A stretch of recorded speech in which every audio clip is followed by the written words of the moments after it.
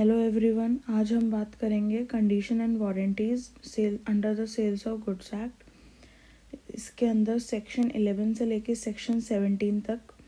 Section 11 बात करता है stipulation as to time. Stipulation means कोई भी इम्पॉर्टेंट कंडीशन अगर कॉन्ट्रैक्ट में या वैसे एसेंशियली पार्टीज़ ने डिसाइड करी हैं, तो कोई भी इम्पॉर्टेंट कंडीशन किसके रिगार्डिंग, पेमेंट ऑफ टाइम के रिगार्डिंग कि इस टाइम पे पेमेंट करनी है, उसको essence of a contract of sale नहीं माना जाएगा। ये जनरल रूल है। बट इसका एक्सेप्शन क्या है? अगर पार्टीज़ अपने अलग इंटेंशन कॉन्ट्रैक्ट के अंदर ये दिखाते हैं कि अगर ठीक है, अगर आपने लेट भी गुड्स दिए तो चलेगा या लेट पेमेंट करी तो चलेगा। डिफरेंट कंडीशन है रिगार्डिंग टाइम ऑफ पेमेंट के रिगार्डिंग। टाइम ऑफ पेमेंट का है इसमें। तो अगर टाइम ऑफ पेमेंट के रिगार्डिंग अगर पार्टीज़ डिफरेंट इंटेंशन दिखा रही हैं कॉन्ट्रैक्ट में, तो ऐसा वो कर सकती हैं। अदरवाइज जनरल रूल ये है कि अगर टाइम ऑफ पेमेंट जो है वो essence of a contract of sale नहीं माना जाएगा।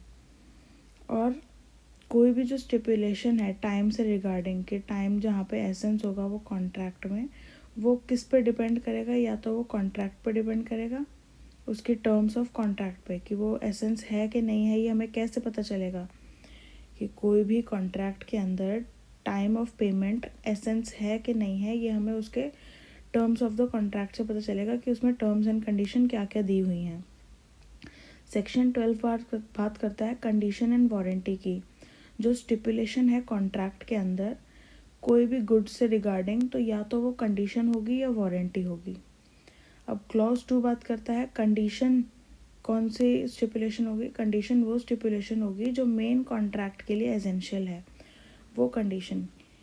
तो अगर जैसे ही आपने वो मेन कंडीशन जो मेन कॉन्ट्रैक्ट के लिए इम्पॉर्टेंट थी, उस कंडीशन का आपने ब्रीच किया, तो जो पार्टी है उसके पास ये राइट आ जाएगा कि वो इस कॉन्ट्रैक्ट को कैंसिल कर सकती है और फिर वो कॉन्ट्रैक्ट वैलिड नहीं रहेगा और आगे कंटिन्यू नहीं करेगा जैसे ही वो आपने कंडीशन को ब्रीच कर दिया। क्लॉज 3 के अंदर बात करता है वारंटी कि अगर वारंटी जो है वो स्टिपुलेशन है जो कोलेट्रल होना चाहिए main purpose of the contract के, कि अगर आपने उसको ब्रीच कर भी दिया तो उससे आप पूरे कॉन्ट्रैक्ट को कैंसिल नहीं कर सकते, आप सिर्फ डैमेजेस क्लेम कर सकते हो उसके ब्रीच से। वारंटी मीन्स मेन पर्पस के कॉन्ट्रैक्ट से साथ में चल रहा है, बट उससे कुछ फ़र्क नहीं, उसके ऊपर कुछ इतना इफेक्ट नहीं डाल रहा। कोलैटरल है main purpose of the contract के, बस इतना भी एसेंशियल नहीं है वो। बट अब नेक्स्ट आता है क्लॉज 4 के अंदर, where a stipulation in a contract of sale is a condition और अ वारंटी। अब कोई भी स्टिपुलेशन कॉन्ट्रैक्ट ऑफ सेल के अंदर कंडीशन है या वारंटी है, ये कैसे पता चलेगा? किस तरीके से डिसाइड किया जाएगा? ये कंस्ट्रक्शन ऑफ द कॉन्ट्रैक्ट से डिसाइड किया जाएगा कि कॉन्ट्रैक्ट किस हिसाब से बना है, उससे डिसाइड किया जाएगा कि कंडीशन है कि वारंटी है। सेक्शन 13 बात करता है when condition is to be treated as warranty. कब कंडीशन को वारंटी ट्रीट किया जा सकता है?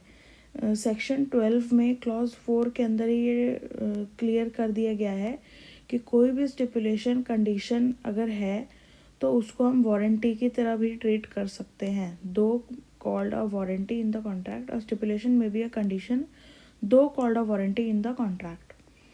तो सेक्शन 13 बात करता है कि कब कब ऐसी कंडीशन आएंगी कि किन कंडीशन में हम कंडीशन को वारंटी ट्रीट करेंगे, किन किन सिचुएशन में। कि where a contract of sale is subject to any condition. अगर कॉन्ट्रैक्ट ऑफ सेल में कोई एक सब्जेक्ट मतलब कोई एक कंडीशन है जो सेलर को फुलफिल करनी है, तो बायर के पास क्या ऑप्शन होगा? या तो वो उस कंडीशन को वेव ऑफ कर दे कि हाँ आप अगर आपने ये नहीं भी फुलफिल करी तो कोई बात नहीं, और ये इलेक्ट करे दूसरी तरफ कि वो उसको ब्रीच की तरह, ब्रीच ऑफ वारंटी की तरह ट्रीट कर रहा है कि आपने कंडीशन पूरी नहीं करी तो ब्रीच ऑफ वारंटी कर रहा है, आप मुझे डैमेजेस दे दो तो चलेगा, मैं कॉन्ट्रैक्ट को रेप्यूडिएट नहीं करूँगा, contract as it is still valid रहेगा। सेकंड आ जाता है कि अगर कॉन्ट्रैक्ट इस नेचर का है कि वो सेपरेट सीवियर नहीं हो सकता और बायर ने सेलर से कुछ ऐसे गुड्स खरीदे हैं अलग अलग, कुछ डिस्क्रिप्शन के या अलग अलग खरीदे हैं, तो बायर ने अगर गुड्स एक्सेप्ट कर लिए या part of the goods accept कर लिया, तो कोई भी ब्रीच ऑफ कंडीशन जो सेलर को पूरी करनी भी थी और उसने नहीं करी, तो वो इस तरीके से ट्रीट किया जाएगा ब्रीच ऑफ वारंटी की तरह, क्योंकि गुड्स बायर ने एक्सेप्ट कर लिए हैं, तो ये इम्प्लाइडली वो एक्सेप्ट कर रहा है, तो इस रीज़न से जो ब्रीच ऑफ कंडीशन हुई थी उसको ब्रीच ऑफ वारंटी की तरह ट्रीट किया जाएगा, और इस रीज़न से वो कॉन्ट्रैक्ट को रिप्यूडिएट नहीं कर सकता, वो सिर्फ डैमेजेस क्लेम कर सकता है। अब सेक्शन 13 के थर्ड क्लॉज के अंदर है कि कोई भी कंडीशन और वारंटी जो इसके अंदर दी हुई है इस सेक्शन के अंदर, वो कहाँ पे अफेक्ट नहीं डालेगी, वो वहाँ पे अफेक्ट नहीं डालेगी जो कंडीशन एंड वारंटी लॉ ने एक्सक्यूज़ करी हुई है। किस रीज़न से? क्योंकि वो इम्पॉसिबल है। कोई भी कंडीशन अगर इम्पॉसिबल है कि वो करी नहीं जा सकती किसी भी रीज़न की वजह से, कोई भी कंटिजेंसी है, तो उसको हम वारंटी की तरह ट्रीट नहीं करेंगे, क्योंकि वो तो है ही इम्पॉसिबल एक्ट, वो पार्टीज़ के बस में नहीं था, वो नेचुरली इम्पॉसिबल था। तो जो भी पॉसिबल कंडीशंस होंगी जो सेलर को करनी थी और उसने नहीं करी, ब्रीच कर दिया, तो बायर या तो गुड्स को एक्सेप्ट करके कंडीशन को वारंटी बना सकता है, या फिर वो अपना राइट वेव कर देगा, और वेव करने के बाद वो कंडीशन को वारंटी की तरह ट्रीट करेगा। सेक्शन 14 बात करता है implied undertaking as to title. Implied undertaking, seller ये इम्प्लाइडली मान रहा है, इम्प्लाइड कंडीशन की तरह ट्रीट किया जाएगा इसको, कि सेलर जो है वो सेल के अंदर गुड्स को सेल कर रहा है बायर को, और अग्रीमेंट टू सेल के अंदर जो भी गुड्स उसको मिलेंगे वो बाद में वो सेल कर देगा वो बायर को। ये एक इम्प्लाइड कंडीशन है कि वो डिलीवर कर देगा या ट्रांसफ़र कर देगा। बी के अंदर बोल रहा है कि एन इम्प्लाइड वारंटी होती है ये बायर को, कि बायर उस गुड्स को एंजॉय कर सकता है और उसकी पोजेशन अब उसके पास ही रहेगी हमेशा के लिए, तो वो उसको एंजॉय कर सकता है उसकी पोजेशन को, तो ये इम्प्लाइड वारंटी की तरह ट्रीट किया जाएगा इसको। सी के अंदर बात करता है कि जो भी गुड्स होंगे वो फ्री फ्रॉम एनकम्बरेंसेस होने चाहिए in favour of any third party, मतलब कोई भी उस पर लोन ऋण मुक्त होनी चाहिए वो प्रॉपर्टी, जो भी मतलब गुड्स सेल कर रहा है सेलर गुड्स को, तो एक इम्प्लाइड वारंटी वो दे रहा है बायर को कि ये प्रॉपर्टी, इस गुड्स के ऊपर कोई भी एनकम्बरेंसेस नहीं है।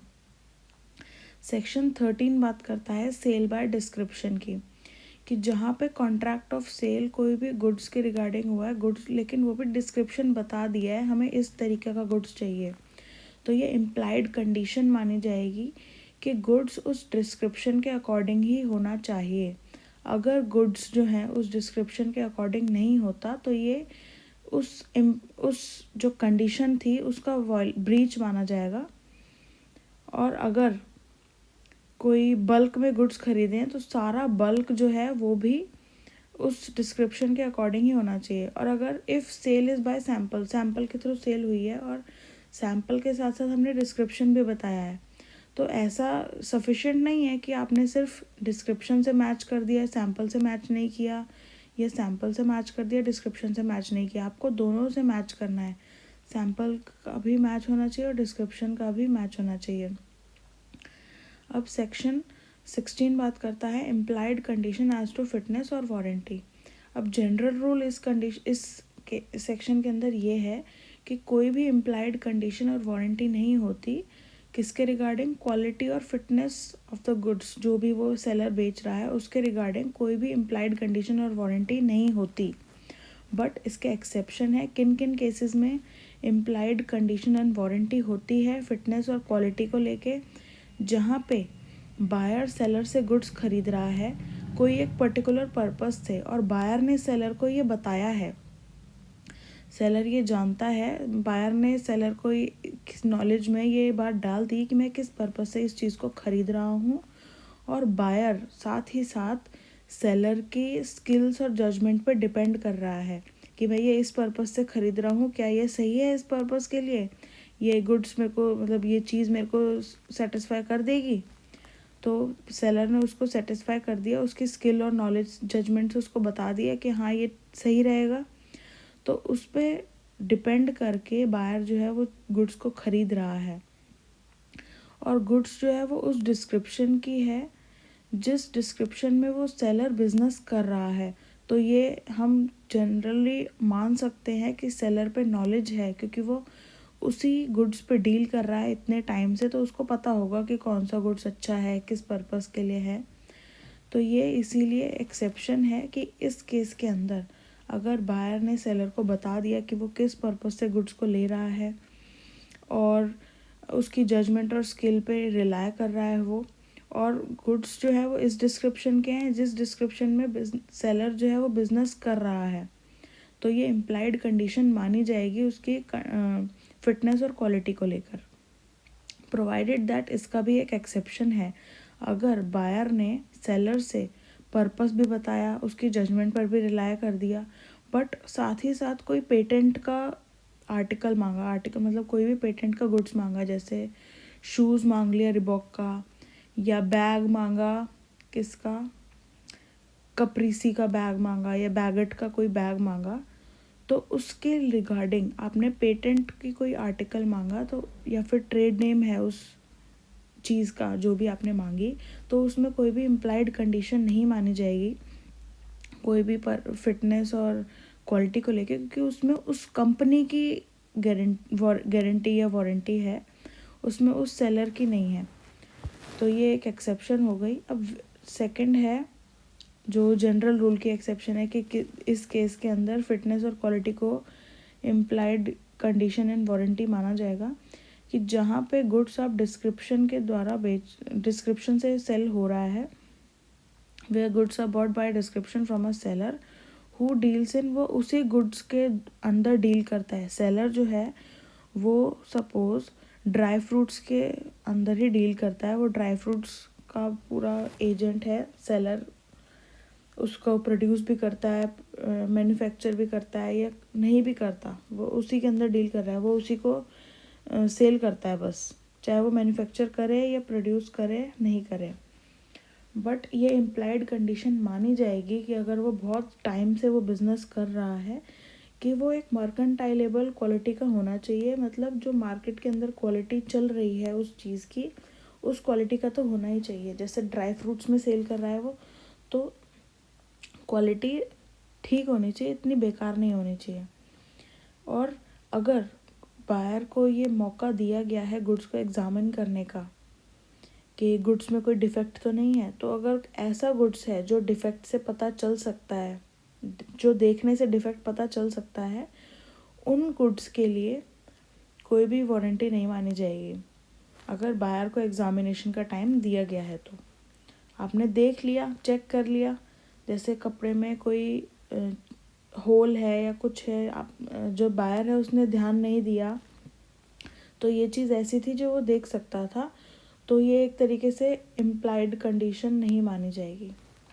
अब थर्ड है कि कोई भी इम्प्लाइड वारंटी और कंडीशन जो भी क्वालिटी ऑफ और उसके गुड्स से रिलेटेड है, तो जो भी यूसेज ऑफ ट्रेड के अंदर चल रहा है उसकी क्वालिटी, तो वो क्वालिटी और फिटनेस उस तरीके से हम डिसाइड करेंगे।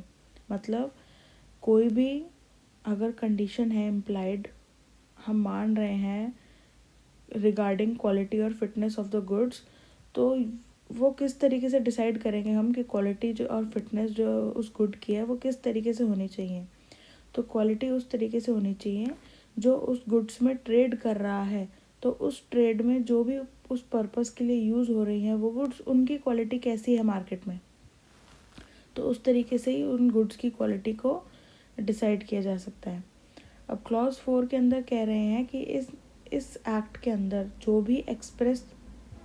जो भी इम्प्लाइड कंडीशंस दे रखी हैं या वारंटी दे रखी हैं वो ख़त्म नहीं होंगी या वो नेगेटिवेट नहीं होंगी अगर पार्टीज़ ने कुछ एक्सप्रेस कंडीशन या वारंटी कर ली कॉन्ट्रैक्ट के अंदर।